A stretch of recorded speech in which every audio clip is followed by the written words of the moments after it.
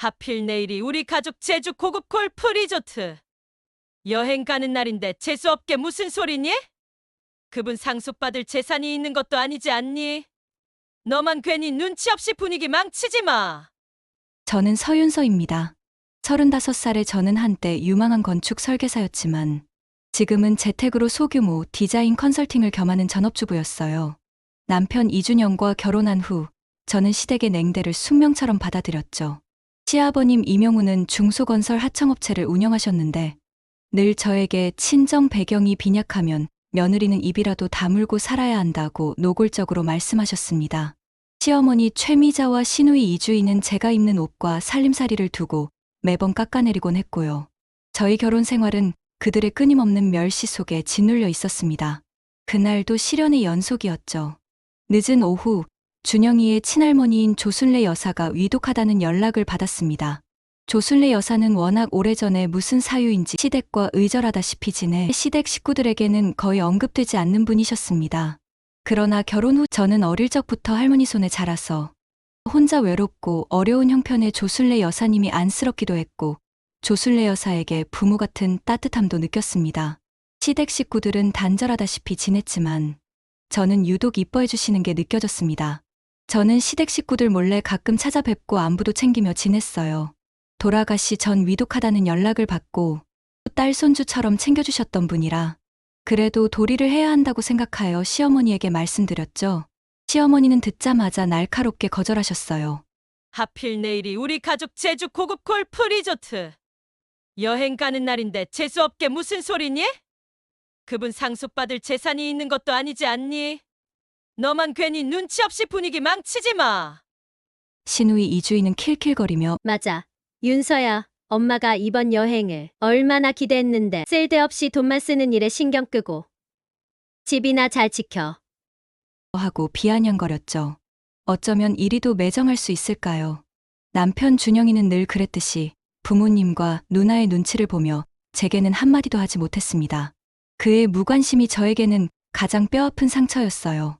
저는 그날 밤 짐을 싸며 즐거워하는 시댁 식구들을 뒤로하고 홀로 택시를 잡아탔습니다. 조순례 여사가 계신 병원은 도심 외곽의 작은 곳이었죠. 도착했을 때 여사님의 병실은 너무나 쓸쓸하고 차가웠습니다. 시계 소리마저 멈춘 듯한 고요함이 저를 짓눌렀어요. 저는 텅 빈 병실에서 하염없이 눈물을 흘렸습니다. 제 삶의 외로움이 여사님의 모습에 투영되는 듯 했거든요. 다음 날 아침, 시댁 식구들은 제주도로 떠났고 저는 홀로 조순례 여사의 임종을 지켰습니다. 시아버지 이명훈에게 전화를 걸어 여사님의 별세 소식을 전했지만 그는 장례는 알아서 진행하고 비용은 나중에 청구해라라는 냉정한 지시만 내렸습니다. 저는 그 순간 이 결혼 생활에 진정한 존중 같은 건 처음부터 없었다는 것을 깨달았습니다. 저는 차가운 장례식장 복도에서 제 삶을 되찾겠다는 비장한 각오를 다졌습니다. 저는 시댁 식구들의 도움 없이 홀로 조순례 여사의 장례를 마무리했습니다.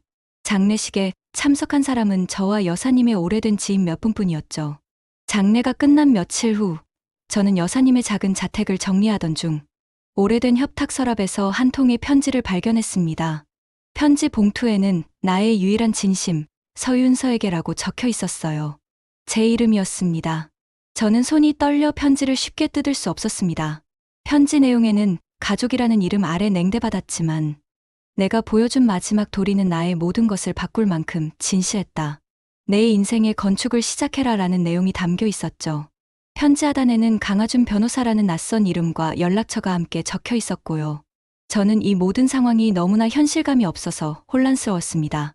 시댁에서 철저히 무시당하던 제가 정작 시할머니에게서 이런 편지를 받다니요.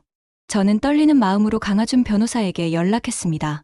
약속 장소에 나타난 강 변호사는 금융계에서도 명망 높은 전문가였어요. 그는 저에게 조순례 여사님은 30여 년간 은둔하며 부동산 투자를 해왔으며 윤서 씨의 시댁 가족에 대한 모든 행태를 오랜 시간 지켜보고 계셨다고 설명했습니다. 특히 시댁이 여사님의 임종을 제주도 여행을 이유로 외면한 사실까지 모두 파악하고 있었다는 이야기에 저는 소름이 돋았습니다. 강하준 변호사는 저에게 곧바로 유언장을 보여주었죠. 유언장의 내용은 저를 완전히 압도했습니다. 여사님은 평생 모은 막대한 재산을 시댁 가족이 아닌 저에게 남긴다는 내용이었어요. 저는 멍하니 앉아 강 변호사의 설명을 들었습니다. 여사님은 제가 건축가로서 가진 재능과 삶을 존중하는 마음을 보았다고 했습니다.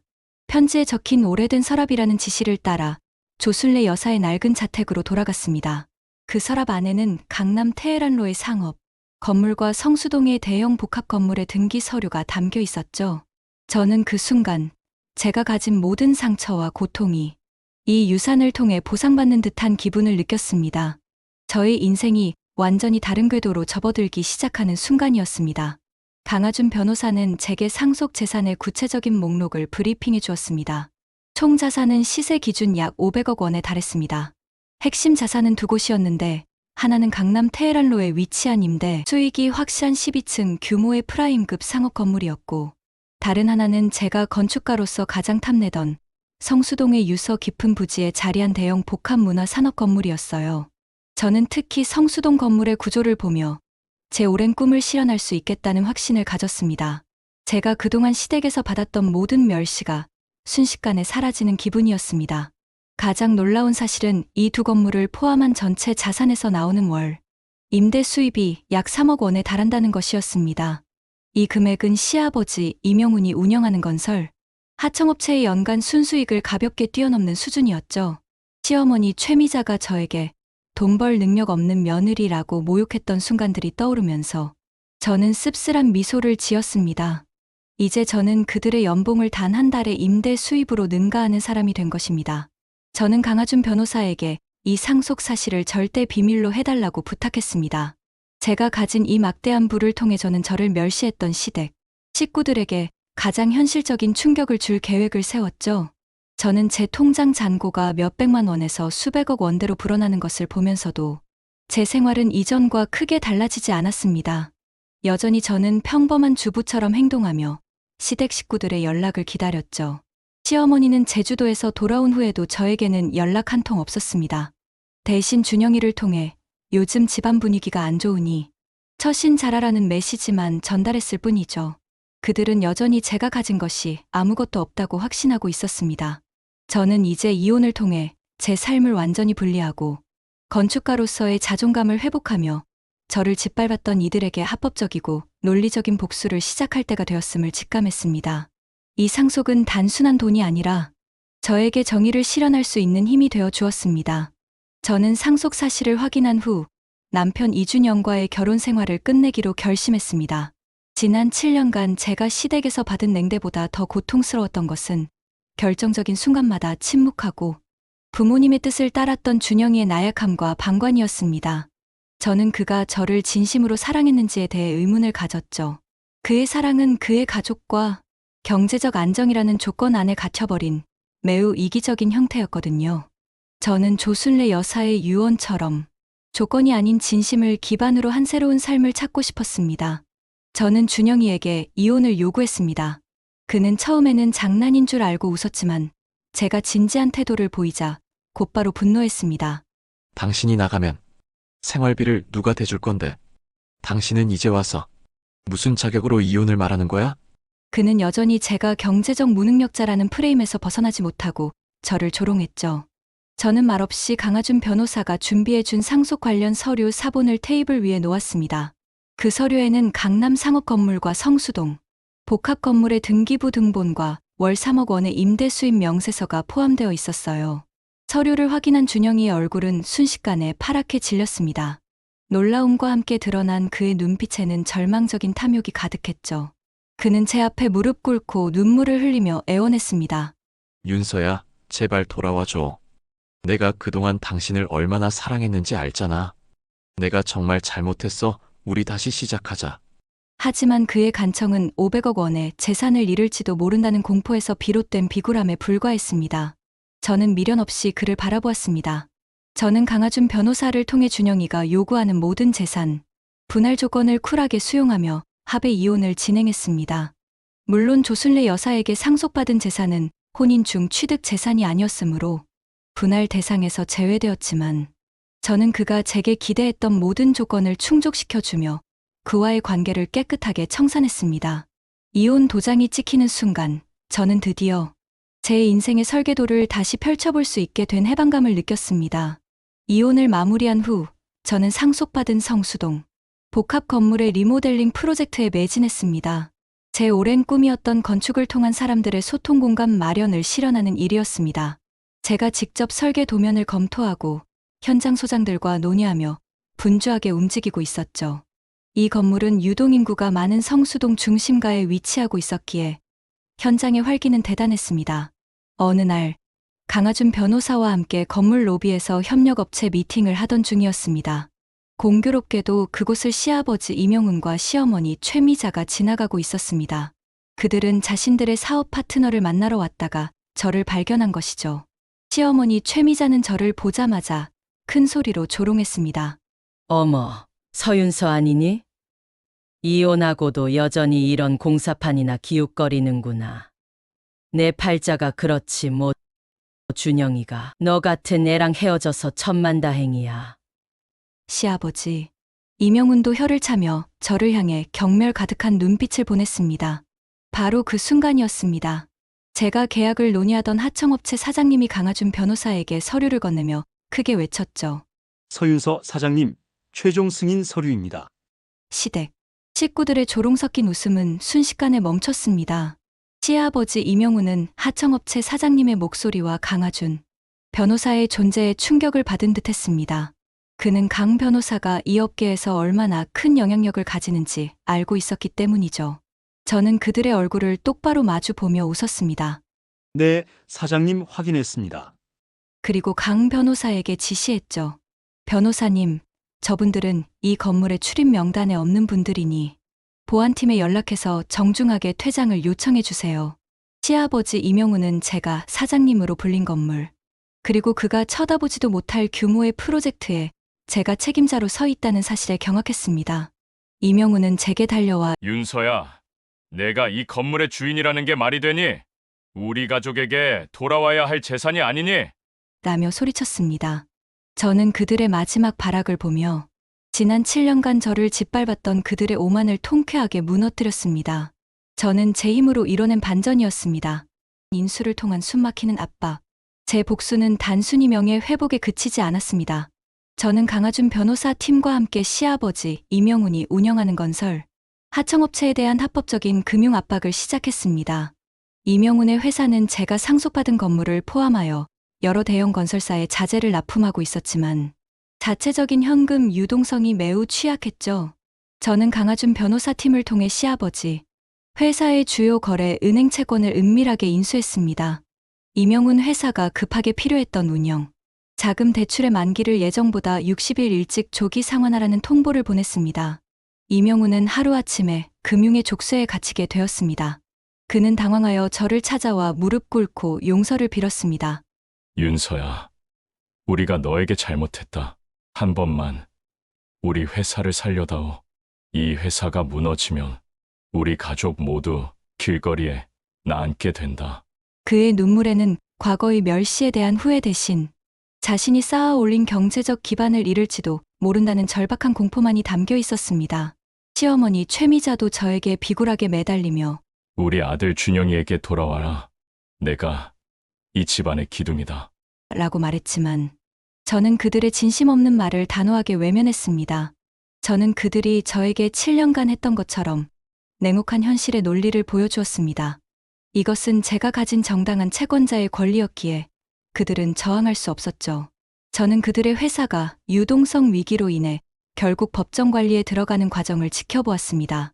그들이 평생토록 중요하게 여겼던 사회적 지위와 체면이 한순간에 무너지는 것을 본 것입니다. 저는 복수심이 해소되는 시원함을 느꼈지만 동시에 마음 깊은 곳에서 허무함이 밀려왔습니다. 이 거대한 자산과 권력이 겨우 복수라는 감정을 충족시키기 위해 사용되었다는 사실에 깊은 회의를 느꼈죠. 저는 이 복수극의 끝에서 제 마음속의 공허함을 마주하게 되었습니다.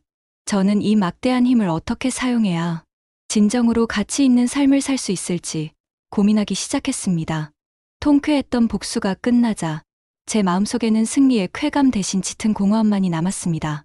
시댁 식구들의 몰락이 저에게 일시적인 만족을 주었을지는 모르지만 제가 7년간 겪었던 외로움과 상처를 치유해주지는 못했죠. 저는 조순례 여사가 유언으로 남긴 내 인생의 건축을 시작해라라는 메시지의 참된 의미를 다시 한번 되새겼습니다. 복수가 아닌 저 자신을 용서하고 과거의 굴레에서 벗어나는 것이 진짜 시작임을 깨달았습니다. 저는 조순례 여사의 유품 속에서 발견했던 일기장을 다시 펼쳐보았습니다. 여사님은 젊은 시절 저와 마찬가지로 시댁의 냉대와 멸시 속에 건축가로서의 꿈을 포기해야 했던 아픈 과거를 기록해 두셨습니다. 그녀는 저와 똑같은 고독을 겪었지만 부동산을 통해 조용히 부를 축적하며 누군가에게는 희망의 기반을 만들어주겠다는 목표를 세웠죠. 일기장 마지막 페이지에는 돈은 힘이 아니라 도구다. 이 도구로 내가 세상에 남길 진정한 건축물을 만들어라라는 글귀가 쓰여 있었습니다. 저는 이 글을 읽고 눈물을 흘렸습니다. 조순례 여사는 저에게 단순한 돈을 남긴 것이 아니라 저의 잃어버린 꿈을 되찾아주고 그 꿈을 펼칠 수 있는 자유를 준 것이었습니다. 저는 복수심이라는 감정의 늪에서 완전히 벗어났습니다. 저는 제가 상속받은 성수동 복합 건물 리모델링 프로젝트에 제 모든 열정과 영혼을 쏟아붓기 시작했습니다. 저는 이 건물을 단순한 상업 공간이 아닌 젊은 예술가와 소상공인들이 꿈을 키울 수 있는 사회적 플랫폼으로 만들기로 결심했죠. 저는 이제 돈의 노예가 아닌 돈을 활용하여 가치를 창조하는 진정한 건축가로서의 사명을 발견한 것입니다. 저는 건물 리모델링 과정에서 1층 카페를 운영하게 될 박혜진 사장과 깊은 교류를 나누게 되었습니다. 박혜진은 건물의 가치를 돈이 아닌 그 안에 담길 사람들의 이야기에서 찾는 따뜻하고 현명한 사람이었죠. 그녀는 제가 겪은 복수극의 전말을 듣고도 저에게 어떤 판단이나 비난도 하지 않았습니다. 오히려 힘든 시간을 지나왔으니 이제 윤서 씨의 행복을 건축해야 한다고 진심으로 조언해 주었죠. 저와 박혜진은 화려한 조건이나 배경 대신 서로에 대한 진심과 건축을 통한 사회 기여라는 공동의 가치를 기반으로 연인으로 발전했습니다. 저는 이 사람이야말로 조순례 여사가 말한 진짜 사랑의 의미를 실현시켜줄 동반자임을 깨달았습니다. 저와 박혜진은 결혼 후 조순례 기념복합센터를 설립하여 건물의 임대 수익 중 상당 부분을 사회환원 사업에 사용했습니다. 성수동 건물은 젊은 예술가들에게는 저렴한 임대료로 작업 공간을 제공하고 소외된 계층에게는 문화체험의 기회를 주는 사회적 공간으로 거듭났죠. 월 3억 원의 임대 수입은 제 개인의 부축적을 넘어 사람들의 꿈을 지원하는 선한 자본으로 기능하게 되었습니다. 저는 이제 제가 가진 재산이 멸시를 갚는 도구가 아니라 세상에 긍정적인 영향을 미치는 도구임을 확신했습니다. 시댁 식구들은 파산 위기 속에서 저에게 재결합을 호소했지만 저는 더 이상 그들의 말에 흔들리지 않았습니다. 저는 그들에게 무관심이라는 가장 확실한 용서를 선사하고 제 삶을 지키는 데 집중했습니다. 저는 이명훈이나 최미자에게 복수할 필요가 없었죠. 제가 가진 진정한 행복과 자존감 자체가 그들에게는 가장 큰 벌이었습니다. 저는 조순례 여사가 물려준 유산 위에 박혜진과의 사랑과 존중을 기반으로 한 견고한 건물을 세웠습니다. 진정한 행복은 돈이나 지위가 아닌 삶의 가치를 공유하고 사랑하는 것에서 온다는 깨달음과 함께 저는 건축가로서의 새로운 삶을 힘차게 시작했습니다.